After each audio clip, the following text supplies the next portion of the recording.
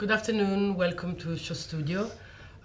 Today we have a head-to-head with Colin McDowell and me, Mimma Viglezio, and we're going to speak about Paris and particularly about Maison Margiela by John Galliano.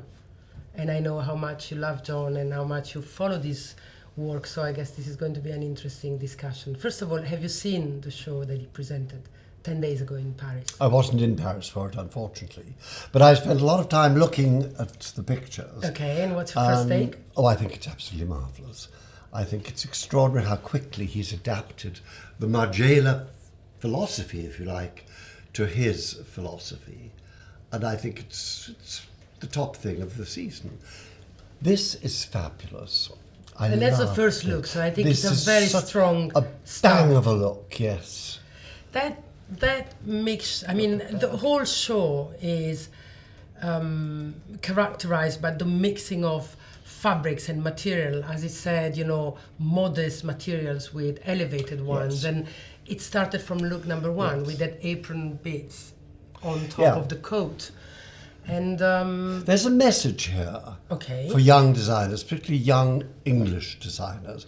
These are related pieces in one garment. So we have various fabrics, various levels, and various types of things going on, all making an amazing whole.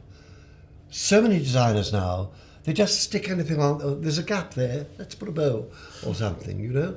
Everything here works. Well, I thought it was organically. I think that's very interesting because the trend of the whole month was very much mixing materials, so sheer and opaque and lights and heavy and etc. etc. And he did it in a way. First of all, he's done that a lot in his career, but he did it here in a way that was so within the trends of the season, but so much better and so different. And as you say, he was giving a lesson. Some people saw a lot of Prada in this, so I don't know what you think, because there is some styling that is quite similar, but I'm interested to hear what you have to say about this. Well, I have been thinking about this actually this morning. Earlier on, I was thinking about it, and I thought, really, at the moment, there are only three designers who really interest me. And one is Miuccia? One is Miuccia. Mm-hmm. One is Mark, and the other is this gentleman. It seems to me they are all very much on the same level. They're doing really quite extraordinary things, and they're really rewriting the business of taste and how people should look and everything.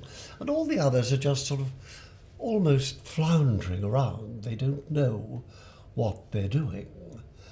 And yeah, there are a few others that I would quote, but I agree with you that there is a lot of stuff. Basically, if you had to choose the three top people, I think you would agree with me. I probably wouldn't put Mark there on the top, top three. All right. Well, I would. For me, there for sure Miuccia, for sure John, for Margiela. For me, Alessandro Michele and Nicolas Ghesquière are very up there, and Jonathan Anderson. Well, I'm very intrigued by what Jonathan Anderson does, and I think he's a very, very, very good one. Mm-hmm. But let's go back to this, because this is so interesting. And I think that the comparison with Miuccia Prada was, because I haven't seen both shows, is that there's something in the dynamic between ugly and beautiful, between things that are not supposed to go together, and actually in their hands they end up magnificent. Because not many people can mix these fabrics, mix like a lame skirt. There is one look which is a lame skirt with a military coat, the silver, and a belt, and it looks just spectacular. And imagine how difficult it is to do that. So I think that's probably the only comparison I would make with Miuccia. When I was thinking about this morning, it occurred to me that John has always been marvellous at doing little things which the business, i.e. ordinary, the sort of clothes that appear in Selfridges and various other stores around the world, can take up on. Just tiny little things which say, this season. And I think... So add something to the commercial, that's what you mean? What I'm saying is this is a very commercial collection. Okay. You know, look at that. Could we stop that? I don't think we can stop. Oh, yes. Yes, we can. This is Nick Knight. They can do anything. It's SHOWstudio. They can do anything. Could we stop it? Said we've got it. That's right. If we if we just show more of the actual garment. We have to go back a little bit. We can't quite do it, can we not? Yes, we can. Because this is We a seminal... just have to find the right... Exactly. Maybe we can see This the is look. a seminal garment. In the middle, there. That could be worn by any woman of any age in just about any place. Yeah, I agree. It is an instant classic, and it will be ripped off left, right, and centre. Like these belts. As You he notice the always belts used this to be, season. you know. And I think it's terrific because it's tactful. It says, right, I want to dress women, not young women, Yeah. not But I think starry women. I want to dress women. on this point, I think we should go back to look 1 and 2 that are very much in line with this, and I think they have a styling which is mind-blowing, incredible. Yes. However, if you dissect it, you understand that he's doing the John take on the look, but then it's wearable, and that's what we like, but in a very interesting way. You know, I love those arm warmers in the wall. Yes. Yeah, I love the fact that there's something slightly Aztec about them, but tactfully done again. He's very tactful with materials, and he's tactful And the knitted with skirt is women. just spectacular. You know, it's beautiful. And I mean, the colour combination is just terrific. That is a new colour combination. That sort of Prussian blue and that sort of olivey colour. That has got to be big. The khaki and the because military. it's new. Yeah. It's new, the way he's You done said it. that he took back the Margiela, Margiela, I don't know what the word you use. You used the right word, of course, that doesn't come to me right now. What did you mean? I mean, what are the Margiela looks or the Margiela recognizable takes that he I don't think mixed with I'm this? not saying he's in any way like Margiela. No. What I'm thinking is Margiela always made a statement. And at the first showing, as it were, you'd think either this is very dull or this has got nothing to do with the way women want to dress. Well, I think that what he's done is he's, in a way, this is very dull and very predictable, in a way. Mm-hmm. And yet it's marvellous. It's miraculous, in my opinion, what he's done with the elements. Look at this. Look at those sleeves. I don't even know quite what they are. Do they? I suppose they're put on the jacket. I think they're furry sleeves that you can put on like gloves. Yes. Without the hands. Yes. And we've seen that somewhere else, but absolutely not as well. So I think also the movable, you know, the sleeves are going to be something. I've seen them in other shows. Yes. You know, sleeves that actually are gloves. Yes. And so you can put them more. The sleeve and the so you shoulders are can they're quite a movement. You can make a sleeveless dress becoming Yes, a sleeve dress, yes. etc., etc. I Look at love this. this apron Yeah, print. but look on at top the of apron. coat. What is it? It's Jackson Pollock. Yeah. Completely. It's beautiful. Completely. And there is a little bit of Asia in the look of the models. Don't you think so? I mean, Yes, the well, notes, look I at don't that, remember the yes. notes speaking about Asia, but that bob cut so precisely and that makeup, not everybody, but it makes me think about there's no Asia in the clothes, but there's something Asian in the way they look. Well, we do have to say, of course, that Asia has been a good market for French clothes, and it's dwindling a bit. So perhaps there's a little I don't bit think of John political thinks about this movement kind there. of thing, do you? I don't know. I don't think that anyone who is working at the level he is can afford to ignore what Asia or any other part of the probably world that makes sense. thinks or says. You know. I'm very grateful for the A-line skirts because I'm an A-line skirt person. I'm not particularly a pencil skirt woman, and they're very much back. And these are fantastic. Yeah, can we see that top again, please? The sequin jacket, It isn't sequins. Now stop. Now you see rhinestones. that Is to it me rhinestones? is just this side of over the top, and it's marvellous because of that.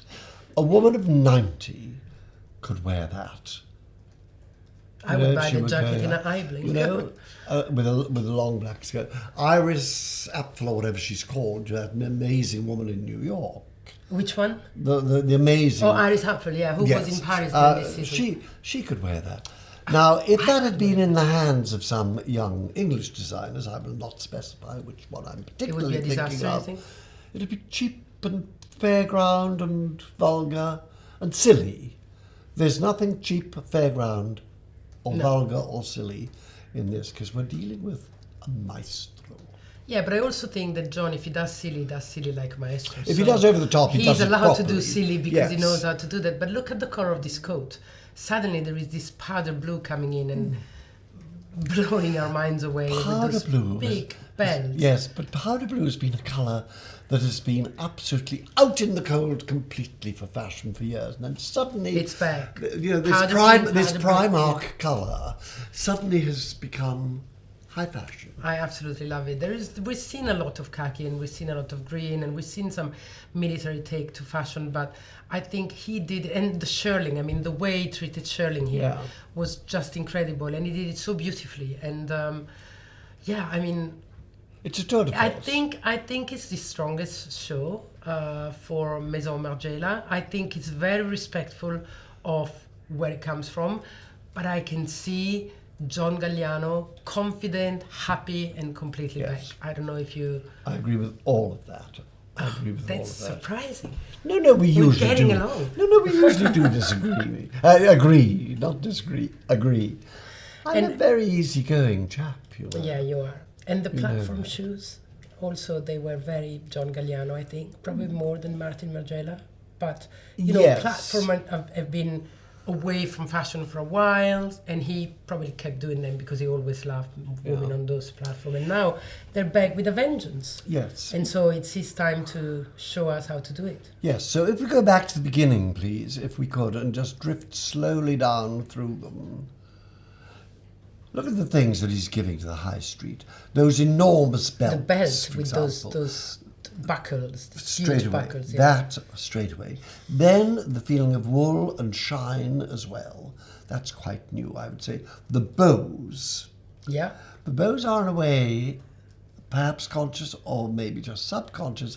They are a look back to the great days of couture when Dior, Balenciaga and Jacques Fatt and all those people, they couldn't resist putting bows on things, you know. Can you go and they're back beautiful bows. Can you go up one page? I'd like to talk about that look, which I think is quite extraordinary because there is everything there.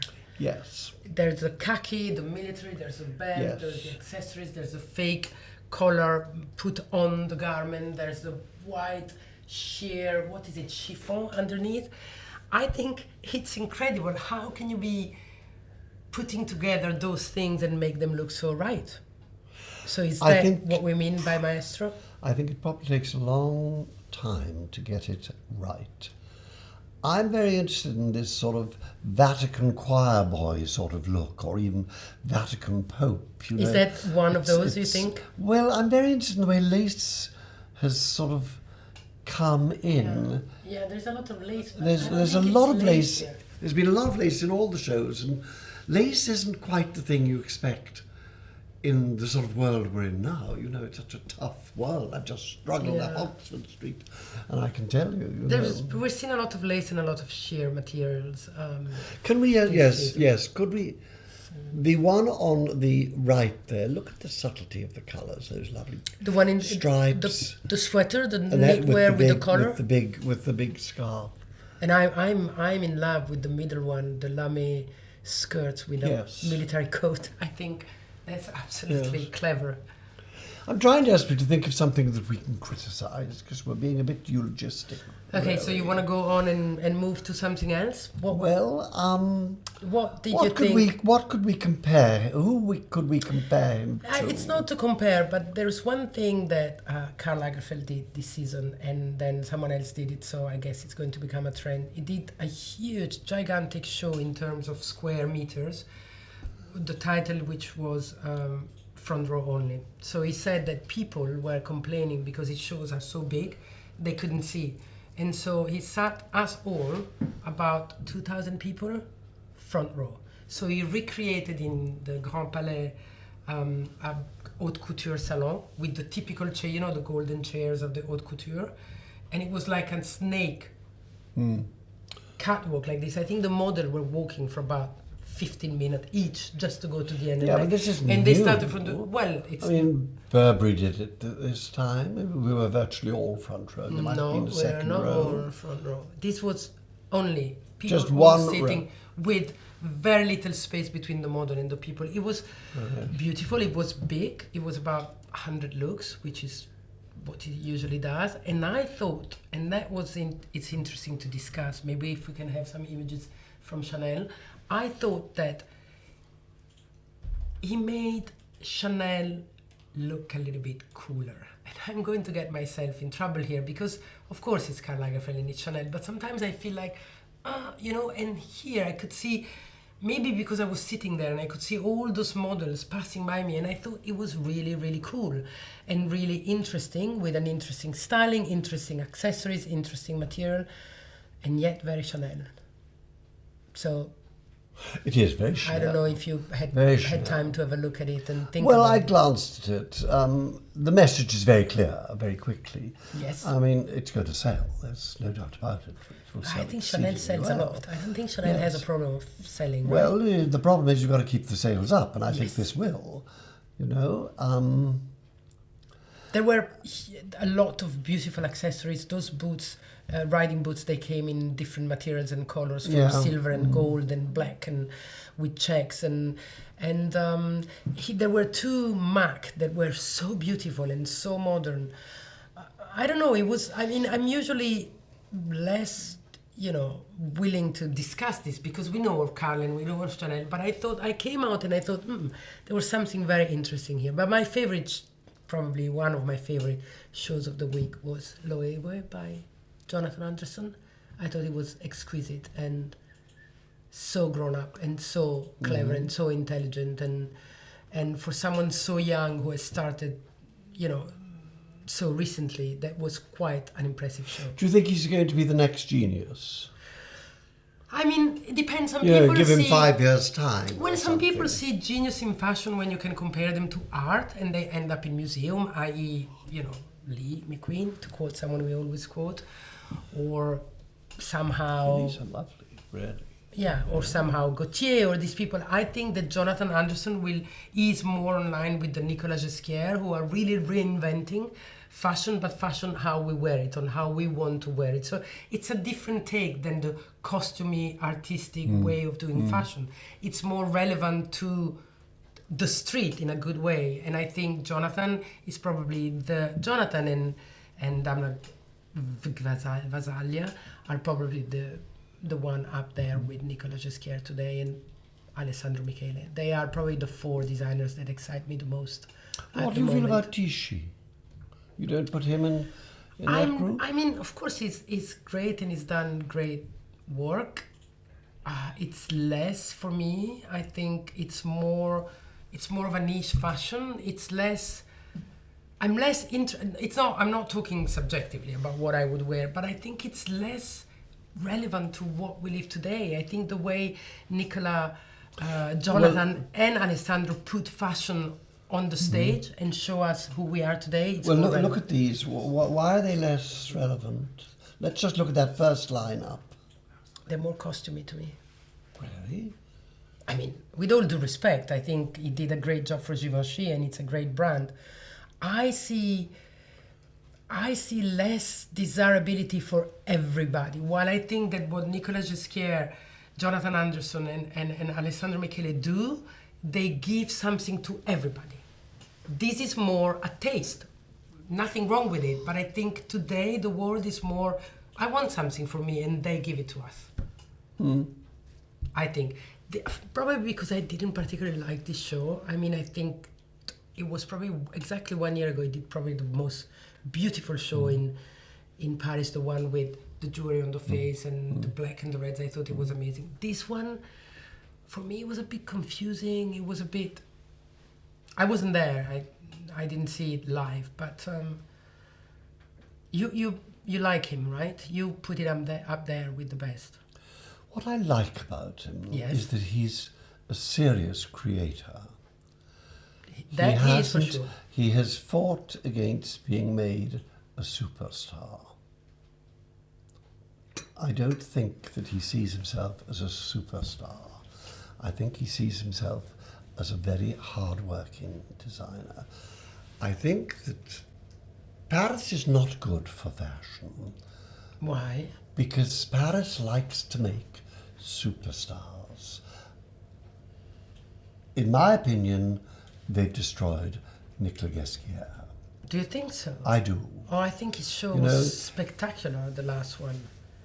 I think he's giving the best. Well, there we are, you see. But tell me why. No, I'm very interested in hearing why. Well, you think it's becoming too commercial, too big? The problem is with Paris is there is too much interplay between designers and press. Okay. For a start. I think that the French press like to hang out with designers, and designers like to hang out with them, because and that means happen elsewhere? they're not so much. No, I don't think so. And I think that Eddie Slimane, I mean, he's a very clever guy, but I think his career has almost been ruined. When I first saw him, I thought, this is the future. He's just another designer, in my opinion, now.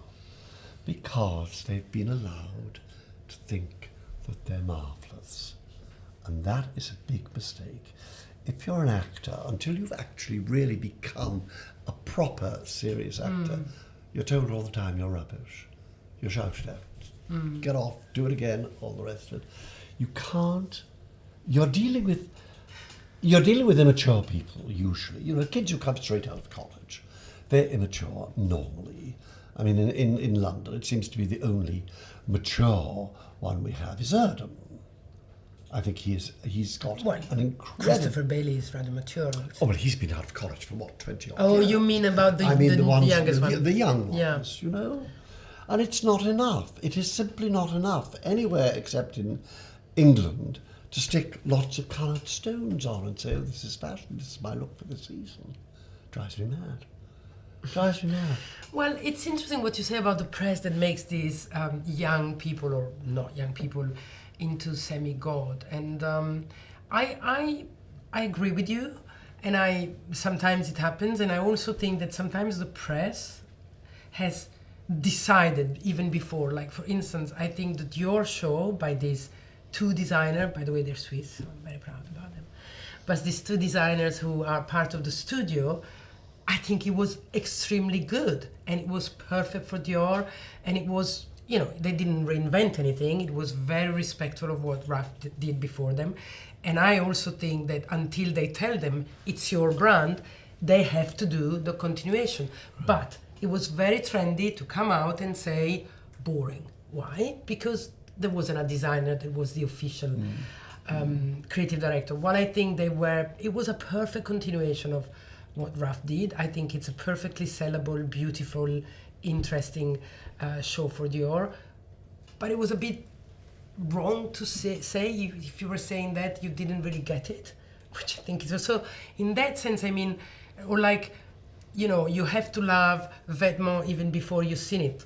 Specifically, I think it was amazing, but I'm not ready to love it just before it's the brand of the moment, before I see it. We've got to earn He did an amazing job, and he did an incredible job for Balenciaga. But first I have to see it, and then I can tell you what I think. Sometimes people go in with a prejudice, positive or negative. I agree entirely. Do you go to the cinema very often? I do, as much as I can, yes, I love cinema. You must go and see a film called A Bigger Splash.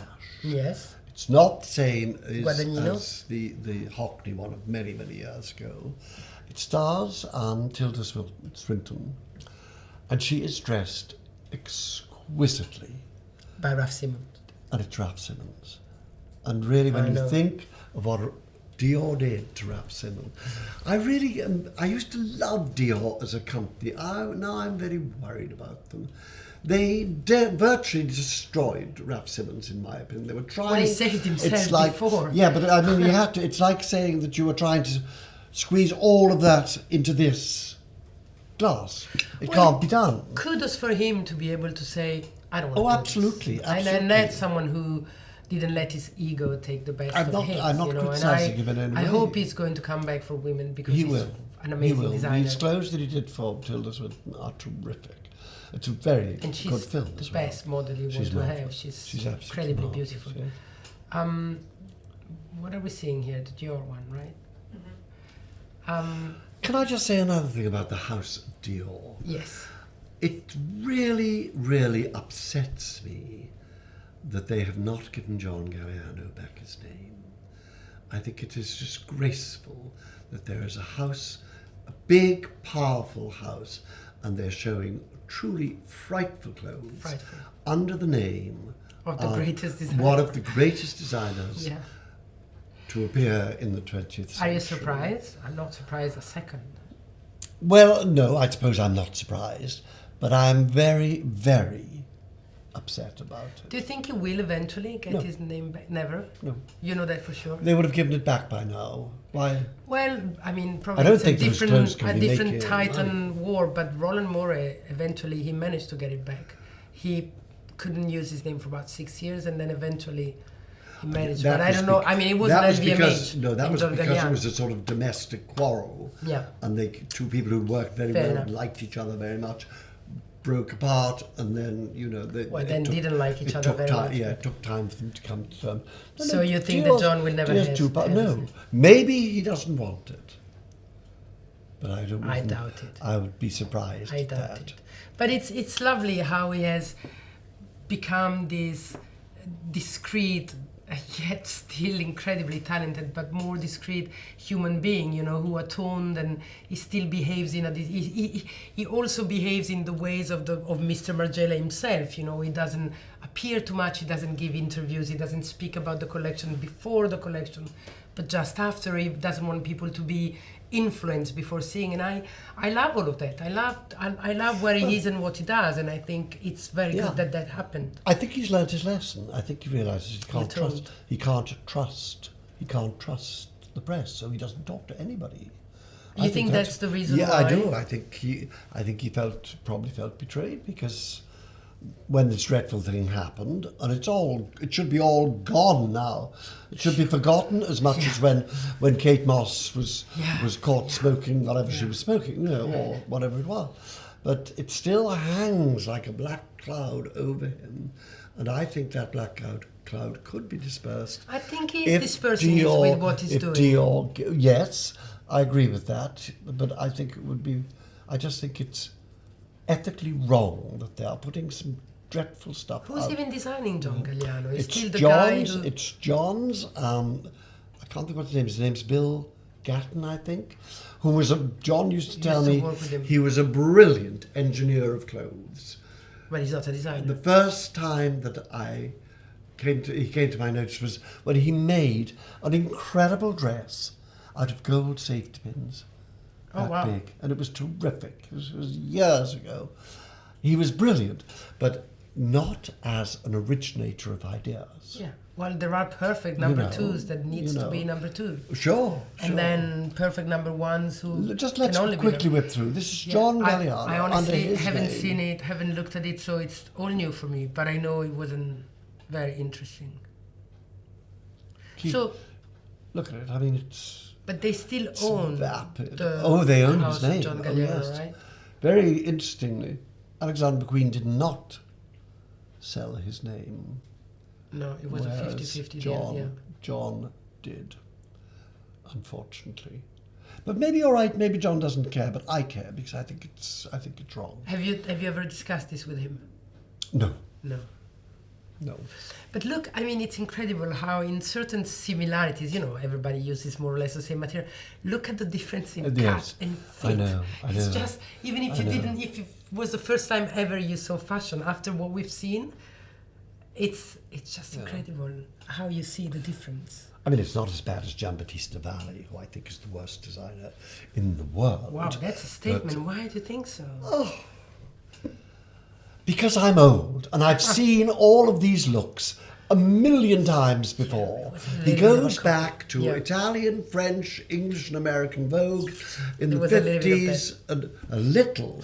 I mean, if I had the time, I could give you a name for every look. The pages in Vogue that he's copied. They're copied, they're pastiche, and they're badly done. And it infuriates me that he is actually taken seriously as a designer of modern clothes. It's funny you say that, because these clothes, I was sitting next to a colleague of yours and a journalist, and we were saying, and here it is, and mentioning name. So, but I think when he does couture, it's really good. He has found his signature in couture. I think Giambattista Valli is much better in couture than in ready-to-wear. He has forged other people's signatures. In couture as well? In couture. For maybe my culture of fashion is not as deep. I don't see it in couture. Here, I see some He's strong a very references. nice man, but like so many, he's in the wrong job. Oh, that's also a big statement. That's my opinion. We can't close on this, but we have to wrap up. No, So we're can going we to- close on a we're- good note? Yes, we're going to close on a good note. We're going to say that there's been a lot of really interesting stuff this season. It's been quite an intense There's season. an awful lot that is irritating to me, because I've been around too long, really. I've seen Yes, too too much, many. you know, too many poor clothes, really, and I don't like it anymore. I think for me, this season marked a little bit the return of Milan.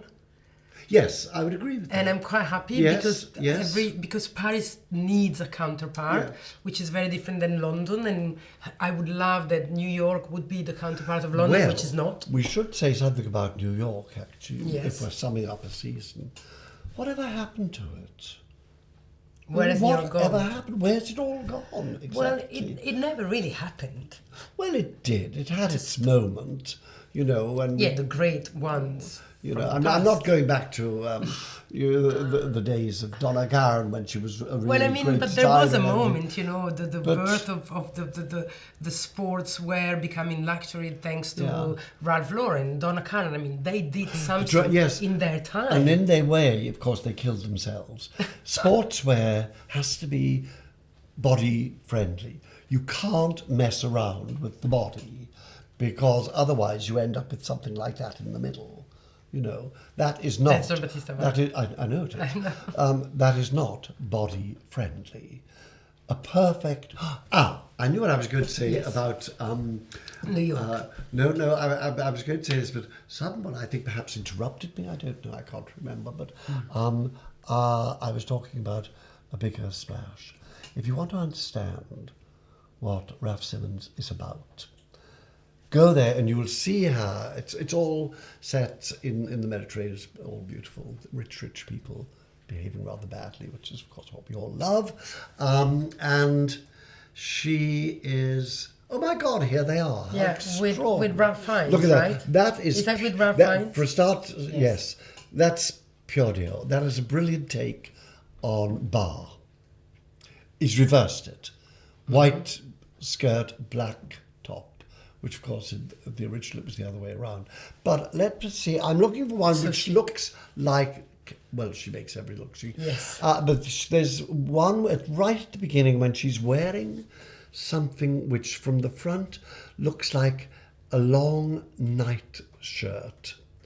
Something you would wear in bed. But then when she turns round, her back is completely bare. And at the bottom of her waist at the back, there is one of those miraculous Beautiful. twists that only Vionnet did. But he did it. That's it. That's it. When she turns round, see, it looks just like a night shirt. Yeah, it does. It But turns what round a and it beautiful is night the shirt. most elegant and beautiful. You know that Ralph Simmons dressed her for the first film she did with Luca Guadagnino called I Am Love. Oh, And it was, I think, for Jill was that? Sander at the time. Yes, it was. It was. Jill Sander. I'm not Yes. convinced, but I know it was Yes. Ralph That Simmons. was another and she marvelous looked film. She like looked the chicest woman on the $1 planet, yeah. And a new bag every scene. Every scene. It she was very much carrying a Hermes, bag. though. She had a lot Yes. of Kellys and Birkins Exactly. in that beautiful Villa Recchi in There it Milan, is. which is There it is. one That of the was most beautiful great. villas in northern Yes. Italy. Great film. And that. so it was Ralph Simmons. On this note, I thank you very much. Can I just say one thing? Yes. If we want to find a patron saint for fashion, she is the one. I couldn't agree more. I love Tilda. So, Thank you. That's okay. I just want to say this, if we're still I think that it is so exciting to see John climbing back up. Next season, it'll be even better. We know this. He's on a run now. I wish him every success possible. We I love would hope having that, John back. Yeah, I would hope that everybody would feel that. Yes. Thank you. Thank you. Goodbye.